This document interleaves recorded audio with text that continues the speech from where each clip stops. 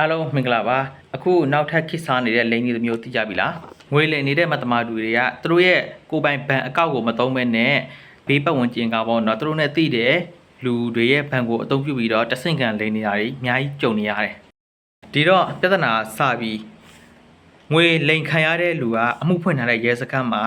ဘဏ်အကောင့်ပိုင်ရှင်ကသွားပြီးတော့ရှင်းရတယ်